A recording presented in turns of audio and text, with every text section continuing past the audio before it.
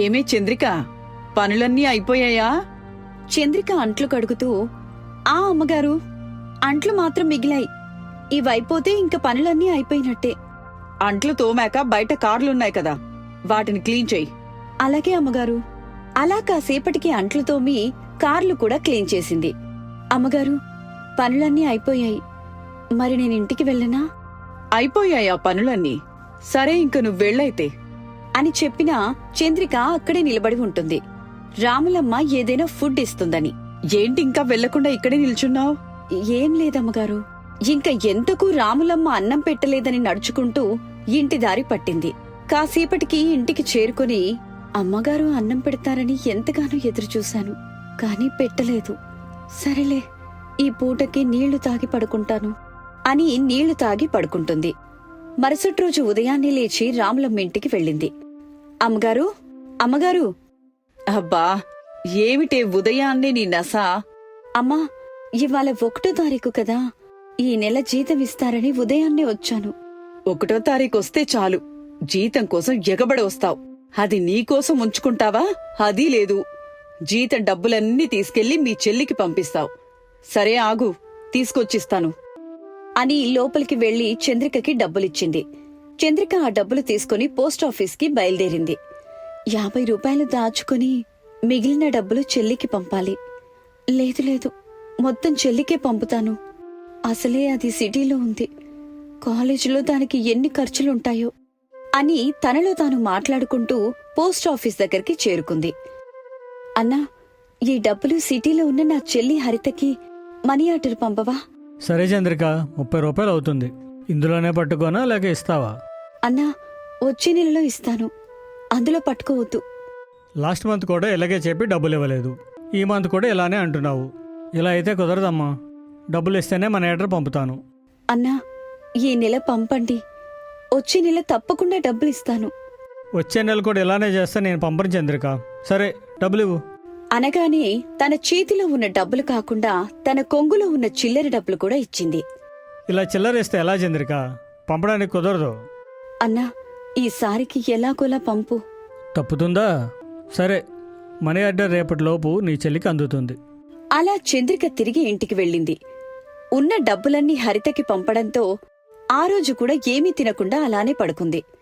మరుసటి రోజు ఉదయాన్నే సిటీలో ఉన్న హరిత నిద్రలేచి తను ప్రేమిస్తున్న వినోద్కి కాఫీ తెచ్చిచ్చింది. హరిత, మనం ట్రిప్కి వెళ్దాం అనుకున్నాం కదా, మరి మనీ అడ్జస్ట్ చేసావా? లేదు వినోద్, అక్క ఎలాగో ప్రతి మంత్ నాకు పంపుతుంది కదా, ఈ పాటికి మనీ ఆర్డర్ చేసి ఉంటుంది. డబ్బులు రాగానే మనం ట్రిప్కి వెళ్దాం, ఎంజాయ్ చేద్దాం. అలా వాళ్ళిద్దరూ మాట్లాడుకుంటూ ఉండగానే కాలింగ్ బెల్ మోగింది. హరిత అనుకున్నట్టుగానే మనీ ఆర్డర్ వచ్చింది. వినోద్, మనీ ఆర్డర్ వచ్చింది, ఇవ్వాలే వెళ్దామా ట్రిప్కి? హరిత, పద, మనకు కావలసినవి తీసుకుని వెళ్దాం. అలా వాళ్ళు డబ్బులు రాగానే ట్రిప్కి వెళ్లాలని ప్లాన్ వేశారు. వాళ్ళకి కావలసినవి తీసుకుని కారులో బయలుదేరారు. అంతలోనే హరిత ఫోన్ రింగ్ అవుతుంది.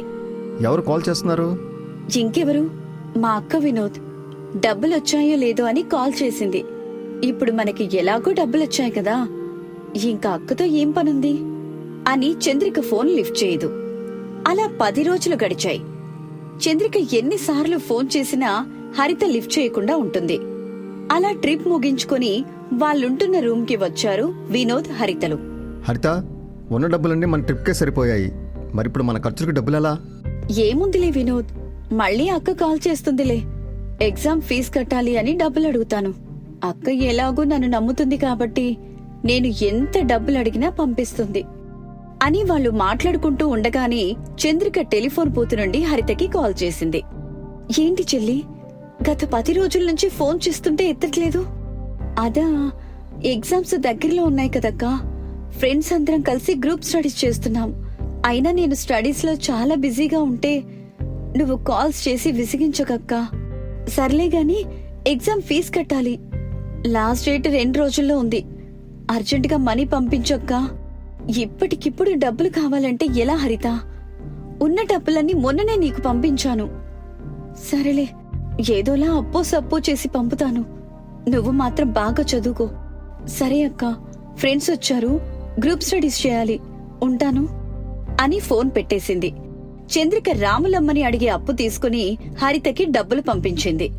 హరిత డబ్బులు తీసుకుని, వినోద్, ఇవిగో డబ్బులొచ్చాయి, ఈ నెలకి సరిపోతాయి. మీ అక్క మరీ ఇంత అమాయకురాలేంటి హరిత? నువ్వేం చెప్పినా నమ్మేస్తుంది. అది అంతేలే, నేను ఏం చెప్పినా నమ్మేస్తుంది. మన పర్ఫార్మెన్స్ అలా ఉంటుంది మరి. అలా కొన్ని రోజులు గడిచాయి. ప్రతి నెల చంద్రిక తాను తిన్నా తినకున్నా తన చెల్లికి మాత్రం డబ్బులు పంపేది. అలా ఒకరోజు ఉదయం, హరిత, మనం ఒక బిజినెస్ పెట్టాలని ప్లాన్ చేశాం కదా. హా అవును వినోద్, నువ్వు మీ ఫ్రెండ్ని అడుగుతా అన్నావు కదా, ఏమైంది? ఎంతవరకు వచ్చింది పని? అదే అడిగాను హరిత, కానీ వాళ్ళకి అడ్వాన్స్గా కొంచెం అమౌంట్ కట్టాలంట. కానీ ఇప్పుడు మన దగ్గర అంత అమౌంట్ లేదు కదా. నువ్వేమైనా అడ్జస్ట్ చేస్తావా? ఈ బిజినెస్ పెడితే మనకి మంచి ప్రాఫిట్స్ వస్తాయి. చాలా డబ్బులు ఖర్చవుతాయి కదా. మరి అక్క దగ్గర అయితే అంత డబ్బులు లేవు. సరే, నేను ఇంటికి వెళ్లి అక్కను అడుగుతాను. ఇవ్వాళ్లే ఊరికి బయలుదేరుతాను అని ఊరికి బస్సులో బయలుదేరింది. అలా సాయంత్రానికి ఇంటికి చేరుకుంది. అక్కా, అక్కా, ఎలా ఉన్నావు? బాగున్నాను చెల్లి. ఏంటి చెప్పా పెట్టకుండా వచ్చావు? దగ్గరలో పరీక్షలన్నావు. అదా, నాకు ఎంబీబీఎస్ చేయడానికి ఒకచోట ఇంటర్న్షిప్ లో అవకాశం వచ్చిందక్కా. కానీ వాళ్ళు ఎక్కువ డబ్బులు అడుగుతున్నారు. అంత డబ్బులు మన దగ్గర ఎలాగూ లేవు కదా. అందుకే ఇంకా చదువు ఆపేసి సిటీ నుంచి వచ్చేశాను. అదేంటి చెల్లి, డబ్బులు లేవని ఎన్ని రోజులు చదివిన చదువును మానేసొచ్చావా? ఏదో ఒకటి చేసి ఎవరి దగ్గరైనా అప్పు తీసుకొచ్చేదాని కదా. ఏమో అక్క, నిన్ను కష్టపెట్టడం ఇష్టం లేక వచ్చేశాను. సరేలే, 2 రోజులు ఆగు, పెదనాన్నను డబ్బులు అడిగి తెస్తాను. అయినా అక్క భ్రమ కాని పెదనాన్న అంత డబ్బులు ఇస్తాడా? కానీ నా ప్రయత్నం నేను చెయ్యాలి. ఇంకా మాకున్నది ఈ ఇల్లు మాత్రమే. దీన్ని అమ్మేస్తే ఎక్కువ డబ్బులు వస్తాయి.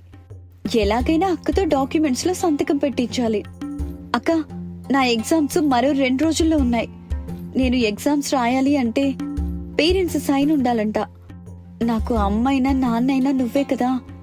నువ్వే పెట్టు ఈ పేపర్స్ మీద సంతకం అని ఒక తెల్ల పేపర్ ఇచ్చింది. ఇదేంటి హరిత, తెల్ల పేపర్ మీద సంతకం పెట్టించుకుంటున్నావు? అక్క, మా కాలేజ్లో అలానే ఉంటుందిలే, ఫస్ట్ అయితే సంతకం పెట్టు అని వాళ్ళక్కకి తెలియకుండా సంతకం పెట్టించుకుంది. మరుసటి రోజు ఉదయం చంద్రిక వాళ్ల పెదనాన్నని డబ్బులు అడగడానికి బయలుదేరింది. ఇదే నాకు మంచి సమయం, అక్క ఎలాగో ఇప్పుడే రాదు, ఆ లోపు నేను ఈ ఇంటిని అమ్మి ఇక్కడి నుంచి వెళ్ళిపోవాలి అని రియల్ ఎస్టేట్ రామయ్యకి ఇల్లు అమ్ముతుంది. ఈ ఇంటికి నేను 5 లక్షలు ఇస్తాను, అంతకంటే ఎక్కువ రాదు. మరి డాక్యుమెంట్స్ అన్ని రెడీగా ఉన్నాయా తల్లి? 5 లక్షలా? నేను 20 లక్షలు పోతుందనుకున్నాను. మీరు చాలా తక్కువ చెప్తున్నారు. లాస్ట్ మాట అమ్మా, 7 లక్షలు ఇస్తాను, ఇక నీ ఇష్టం. నాకోకే, అన్ని డాక్యుమెంట్స్ రెడీగా ఉన్నాయి.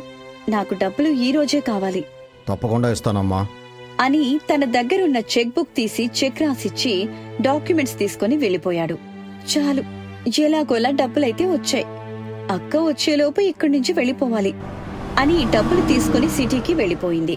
కాసేపటికి చంద్రిక ఇంటికొచ్చింది. ఇంట్లో హరిత కనిపించకపోవడంతో కాస్త భయపడింది. అప్పుడే అక్కడికి రామయ్య వచ్చాడు. ఏంటమ్మా నా ఇంట్లో ఉన్నావో? వెళ్ళు బయటికి. నీ ఇల్లు ఎలా అవుతుంది? ఇది మా ఇల్లు. మా నాన్న మాకు మిగిల్చిన చివరి ఆస్తి. ఇది మీ ఇల్లు ఎలా అవుతుంది చెప్పండి? ఈ రోజు ఉదయం ఒక అమ్మాయి నాకు ఈ ఇల్లమ్మి డబ్బులు తీసుకుంది. ఇదిగో డాక్యుమెంట్స్ చూడు, అన్ని సంతకాలు కరెక్ట్గా ఉన్నాయి అనగానే చంద్రికకి అర్థమవుతుంది తన చెల్లి డబ్బుల కోసం ఇల్లు అమ్మిందని. ఇంట్లో నుండి బయటకెళ్ళు. అమ్మిన మీ చెల్లిని అడుగు. మీకు ఏ సమస్యలు ఉన్నాయో నాకు తెలీదు.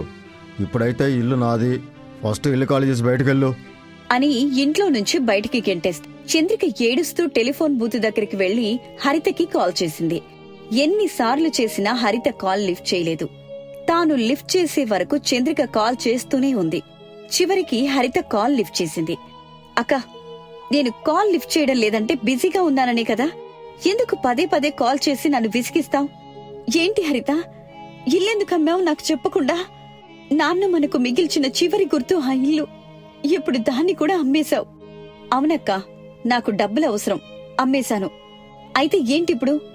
పెదనాన్నని అడిగి డబ్బులు ఇస్తానని చెప్పాను కదా, ఆ లోపే ఇల్లు అమ్మేశావు. సరే, నేను బిజీగా ఉన్నాను, నాకు పదే పదే కాల్స్ చేసి విసిగించకు అని కాల్ కట్ చేసింది.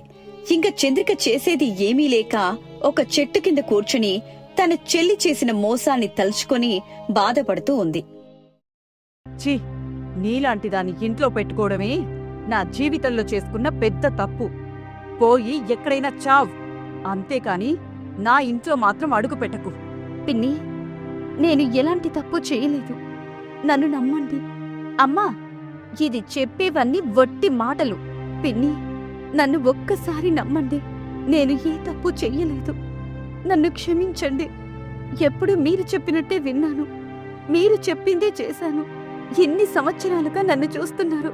నేను తప్పు చేశానని మీరు నమ్ముతున్నారా? ఇన్ని రోజులు నిన్ను నమ్మాను కాబట్టే ఈ రోజు ఇలా చేశావు. ఇక మీదట కూడా ఇంట్లోనే ఉంచితే మా అంత మూర్ఖులు ఇంకెవరూ ఉండరు. నువ్వు ఇంట్లో నుంచి వెళ్ళిపోతావా, లేక మమ్మల్నే వెళ్ళిపోమంటావా? వద్దు పిన్ని, నేనే వెళ్ళిపోతాను అని కన్నీళ్లు పెట్టుకొని ఏడుస్తూ వెళ్తుంది. అయ్యో దేవుడా, నేనే తప్పు చేయకున్నా నన్ను ఇంట్లో నుంచి బయటికి తరిమేశారు. అది నా తల్లి బ్రతికి ఉండుంటే నన్ను అర్థం చేసుకునేదే కాని ఇలా బయటికి గెంటేసేది కాదు. పుట్టినప్పటి నుంచి నాకు ఇల్లు తప్ప ఇంకొక ప్రదేశం కూడా తెలీదు. ఇప్పుడెక్కడికి వెళ్ళాలి, ఎలా బ్రతకాలి? ఇప్పుడు నేనెక్కడికి వెళ్ళాలి? అసలే నాకు చీకటంటే చాలా భయం. ఇల్లు లేకుండా ఒంటరిగా ఎక్కడుండాలి అంటూ తనలో తానే మాట్లాడుకుంటూ ఉంది. కాస్త దూరం నడవగానే రైల్వే స్టేషన్ కనిపించింది. వెంటనే రైల్వే స్టేషన్ వైపు వెళ్ళింది. ఆ రైల్వే స్టేషన్లో ఉన్న బెంచ్ చూసింది. ఈ పూటకి ఆ బెంచ్ మీద పడుకుంటే సరిపోతుంది. కానీ ఇక్కడే చాలా చీకటిగా ఉంది. ఏదైతే అదైంది. వెళ్ళి ఈ పూటకి ఆ బెంచ్ మీద పడుకుంటాను అని వెళ్ళి ఆ బెంచ్ మీద పడుకుంది. కాని చంద్రికకి నిద్ర పట్టలేదు. మనసులో ఎలా బ్రతకాలో అని బాధ, భయం. నా జీవితం ఏంటిలా అయ్యింది? ఆ దేవుడు చిన్న వయసులోనే తల్లిని దూరం చేశాడు. ఇప్పుడు పిన్ని, చెల్లి కలిసి మా నాన్నని దూరం చేశారు. నాకు నేను తప్ప ఇక నాకంటూ ఎవరున్నారు అని కన్నీళ్లతో ఏడుస్తూ ఉంది. ఒక పక్క దోమలు కుడుతున్నా, చీకటి వల్ల భయమేస్తున్నా వేరే దారి లేక ఏడుస్తూ అక్కడే పడుకుంది. లేచి చూసేసరికి ఉదయమైంది. ఏడుస్తూ ఉంటే జీవితం మొత్తం ఇలానే. ముందు ఏదైనా పని దొరుకుతుందేమో చూసుకోవాలి. ఇలా జీవితాంతం ఏదో ఒక కారణంతో ఏడుస్తూనే ఉండాల్సొస్తుంది అని రైల్వే స్టేషన్లో పని కోసం వెతికింది. అక్కడే ఒక టీ కొట్టు కనిపించింది.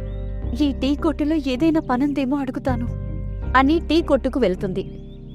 ఏం కావాలమ్మా? టీనా, కాఫీనా? బాబాయ్ గారు, నేను టీ కాఫీకి రాలేదు. నాకు మీ కొట్టులో ఏదైనా పనుందేమో అని అడగడానికొచ్చాను. నాకే వ్యాపారం సరిగ్గా జరక్క ఈగలు తోలుకుంటా ఉంటే మళ్ళీ నీకు పని ఎలా ఇవ్వాలి? బాబాయ్ గారు, డబ్బులివ్వకున్నా పర్లేదు. తినడానికి తిండి పెడితే చాలు. నేను తిండి పెట్టలేను, పని ఇవ్వలేను. పని లేదు, ఏం లేదమ్మా. ఇక్కడి నుంచి వెళ్ళి తల్లి. రామయ్య అలా అనేసరికి చంద్రికకి ఉన్న కాస్త ధైర్యం కూడా పోయింది. కనీసం ఆకలి తీరుతుందనే ఆశ కూడా పోయింది. ఎవరి మీద నమ్మకం ఉంచాలి? ఈ లోకంలో నన్ను అర్థం చేసుకునే ఒక్కరు కూడా లేరా దేవుడా? అని నడుచుకుంటూ నెమ్మదిగా రైల్వే ప్లాట్ఫామ్ వైపు వెళ్తుంది. ప్లాట్ఫామ్కి పక్కనే ఓ పాత డబ్బా కోచ్ ఉంటుంది. అక్కడ ఒక వృద్ధురాలు కూర్చుని ఉంది. చంద్రిక దిగులుగా ఉండడం చూసి, అమ్మాయి, ఎలారా? ఉదయం నుంచి చూస్తున్నా, ఇక్కడిక్కడే తిరుగుతున్నా. ఏమైనా పోగొట్టుకున్నావా? అవును బామ్మ, పోగొట్టుకున్నాను. పోగొట్టుకున్న చిన్నప్పుడే తల్లిని, ఇప్పుడు తండ్రిని పోగొట్టుకున్నాను అని అంటూ ఏడవసాగింది. చంద్రిక బాధని చూసి వృద్ధురాలికి చంద్రిక మీద జాలి వేసింది. అసలు ఏమైంది తల్లి? కొంపదీసి ఇంట్లో నుంచి పారిపోయొచ్చావా? లేదు బామ్మ, నేను ఏ తప్పు చేయకున్నా నా సవతి తల్లి పన్నాగం పన్ని నా మీద లేనిపోని ఆరోపణలు మోపి నన్ను ఇంట్లో నుంచి వెళ్ళగొట్టింది. అయ్యో, అవునా? మరిప్పుడేం చేద్దాం అనుకుంటున్నావు? ఏదైనా పని చేసుకుని బ్రతకాలనుకుంటున్నాను బామ్మ. కానీ నాకు ఎవ్వరూ పనివ్వడం లేదు. నిన్నట్నుంచి ఏమీ తినలేదు. బాగా ఆకలిగా ఉంది. తినడానికి తిండి లేక తిరుగుతున్న వాళ్లను నేను చాలానే చూశాను. నాకు తెలుసు ఆకలి బాధ ఎలా ఉంటుందో. నువ్వేం భయపడకు. నీకు ఈ పూటకి అన్నం నేను పెడతాను. నా వెంట నా ఇంటికి రా. సరే బామ్మ, నువ్వు మాత్రమే నా బాధని అర్థం చేసుకోగలిగావు. సరే, ఆకలి అన్నావు కదా. తినేసిన తర్వాత పని గురించి ఆలోచిద్దాం. ముందు ఇంటికి వెళ్దాం పదా అని రైల్వే ట్రాక్ పక్కన ఉన్న తన చిన్న గుడిసెకి చంద్రికని తీసుకెళ్తుంది. చంద్రిక, ఇక్కడ కూర్చో. నేను వెళ్ళి తినడానికి నీకేమైనా తీసుకొస్తాను. అని లోపలికి వెళ్లి తన దగ్గర ఉన్న కొంచెం అన్నం తెచ్చి చంద్రికకిచ్చింది. తల్లి, ఈ అన్నంతో నీ కడుపు నిండకపోవచ్చు, కాని నా దగ్గర కొంచెం అన్నం మాత్రమే ఉంది. అయ్యో బామ్మ, నాకు ఇది సరిపోతుంది. అడగందే అమ్మైనా అన్నం పెట్టదు అంటారు. కాని నువ్వు నా బాధని తెలుసుకుని అన్నం పెడుతున్నావు. అది చాలు బామ్మ, నీకు జీవితాంతం రుణపడి ఉంటాను. అలా వృద్ధురాలు శాంతమ్మ పెట్టిన అన్నం తిన్న తర్వాత చంద్రికకు కాస్త శక్తొచ్చింది. నా బాధని అర్థం చేసుకున్న ఈ బామ్మకి ఏదో ఒకరోజు సాయం చెయ్యాలి. అన్నింటికంటే ముందు పని ఏదైనా చూసుకోవాలి. అమ్మాయ్, నీకిప్పుడే పని అవసరం. రైల్వే స్టేషన్ శుభ్రం చేసే వాళ్లకు సహాయం చేయగలవా? తప్పకుండా బామ్మ, ఏ పనైనా చేస్తాను. అలా చంద్రిక రైల్వే స్టేషన్ దగ్గర పనికి చేరింది. ఉదయం స్టేషన్ ప్రాంగణం శుభ్రం చేస్తూ ఉంది. బాగా పనిచేస్తున్నావు అమ్మాయి. నీలాగా పనిచేసే వాళ్ళు చాలా అరుదుగా ఉంటారు. సార్, నన్ను నమ్మి బామ్మ చెప్పిందని మీరు నాకు పనిచ్చారు. ఇప్పుడు నాకు ఈ పని ఆధారం. ఎంత కష్టమైనా సరే చేస్తాను. సరే అమ్మాయి, ఇలానే బాగా పనిచేస్తే నీకు జీతం కూడా పెంచుతాను. అలా పగలు మొత్తం పని చేసుకుని రాత్రికి అక్కడే ప్లాట్ఫామ్ మీద పడుకునేది చంద్రిక. అలా రోజులు గడుస్తున్నాయి. చలికాలం మొదలైంది. ఈ చలికి ఇక్కడ పడుకోలేకపోతున్నాను అని తనలో తాను అనుకుంటూ ఉండగా అంతలోనే అక్కడికి వృద్ధురాలొచ్చింది. ఏమిటి చంద్రిక, నిద్రపోకుండా ఏదో ఆలోచిస్తున్నావు? బామ్మ, ఇక్కడ పడుకోలేకపోతున్నాను. ఒకటి చలి, దోమలు. అయ్యో చంద్రిక, నిన్ను నా ఇంటికి తీసుకెళ్దామంటే నా ఇల్లు నాకే సరిపోదు. లేకపోతే నా ఇంట్లోనే నీకు కాస్త చోటిచ్చేదాన్ని. ఒక పంచే, నా గుడిసె పక్కనే కొంచెం చోటుంది. అక్కడ చిన్న గుడిసె వేసుకో. ఎన్ని రోజులు ఈ ఆలోచనే రాలేదు బామ్మ. ఈ ఊడ్చే పని అయిపోగానే వస్తాను. గుడిసె ఏర్పాటు చేసుకుంటాను బామ్మ. ఉదయం మొత్తం రైల్వే స్టేషన్లో పని పూర్తి చేసిన తర్వాత రాత్రి మొత్తం కష్టపడి చిన్న గుడిసె కట్టుకుంది చంద్రిక. అమ్మయ్యా, ఇది చాలు. ఇన్ని రోజులకి నాకంటూ ఒక ఇల్లుంది అని ఎంతో సంతోషంగా ఆ గుడిసెలో పడుకుంది. అలా రోజులు గడుస్తున్నాయి. చంద్రిక తన పని తాను చేసుకుంటూ ఎలాగోలా కాలం గడుపుతూ ఉంది. ఒక రోజున వృద్ధురాలు శాంతమ్మకి ఆరోగ్యం బాగాలేక పడుకొని ఉంది. బామ్మా, బామ్మా, ఏమైంది? ఉదయం నుంచి చూస్తూనే ఉన్నా, బయటికి రాలేదు. ఏమైంది అలా పడుకునే ఉన్నావు? ఒంట్లో బాగోలేదు చంద్రిక. ఒళ్ళంతా ఒకటే నొప్పులుగా ఉంది. అయ్యో బామ్మా, ఒక కేక వేస్తే నేనొచ్చేదాన్ని కదా.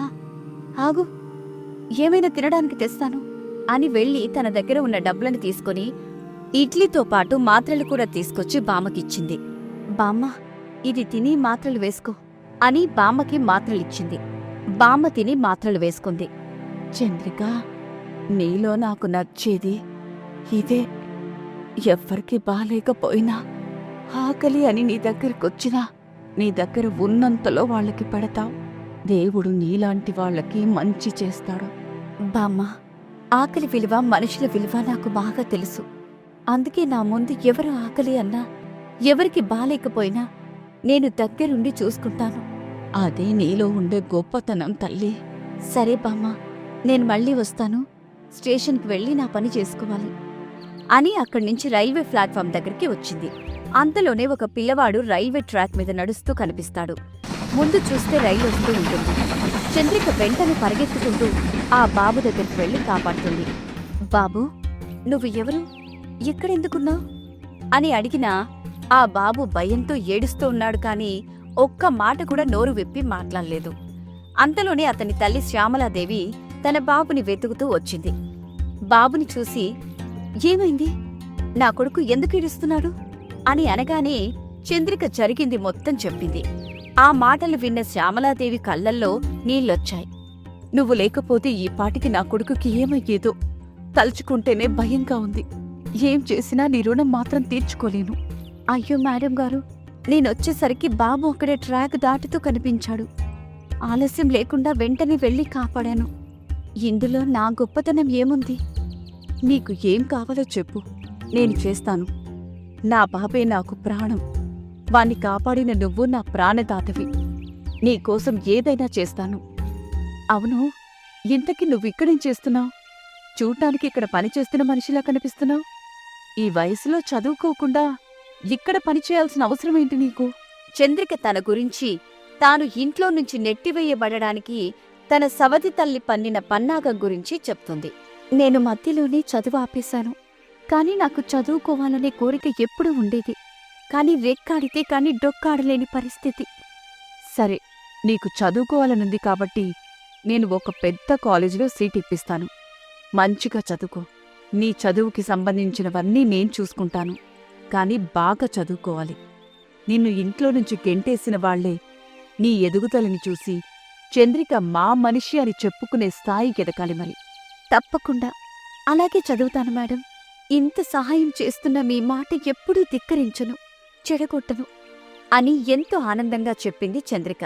కొద్ది రోజుల్లోనే శ్యామలాదేవి తాను చెప్పినట్టుగా చంద్రికని ఒక మంచి కాలేజీలో జాయిన్ చేసింది. చంద్రిక ప్రతిరోజూ ఎంతో కష్టపడి చదువుకుంటూ ఉండేది. తన చదువు పూర్తయిన కొద్ది రోజులకే రైల్వే స్టేషన్లోనే జాబ్ వచ్చింది చంద్రికకి. తనకి వచ్చిన మొదటి జీతాన్ని తీసుకెళ్లి శాంతమ్మ చేతిలో పెట్టింది. బామ్మా, నేను ఈ స్థాయికి చేరానంటే అది ఖచ్చితంగా నీ వల్లే. నువ్వే లేకపోతే ఇప్పటికీ ఏ రైలు కిందో గుర్తు తెలియని శివల్లా ఉండేదాన్నేమో. పిచ్చిదానా, ఇందులో ఎవరు చేసింది ఏమీ లేదు. నీ పట్టుదల మంచితనమే ఇంతవరకు తీసుకొనొచ్చింది. ఎంత ఎదిగినా నీ పట్టుదలని మంచితనాన్ని మాత్రం వదలకు, సరేనా? అలాగే బామ్మా, శ్యామలా మేడం దగ్గరికి వెళ్లి ఈ విషయం వెంటనే చెప్పాలి అని సంతోషంగా శ్యామలాదేవి దగ్గరికి వెళ్లి తనకి ఉద్యోగం వచ్చిన విషయాన్ని చెప్పింది. శ్యామలాదేవి కూడా ఎంతో సంతోషించింది. తన కొడుకుకి వీలున్నప్పుడు క్లాసెస్ కూడా చెప్పిస్తూ ఉండేది. అలా చంద్రిక తన పని తాను చేసుకుంటూ తల్లిదండ్రులు ఎప్పుడొస్తారా అని ఎదురు చూస్తూ ఉంది.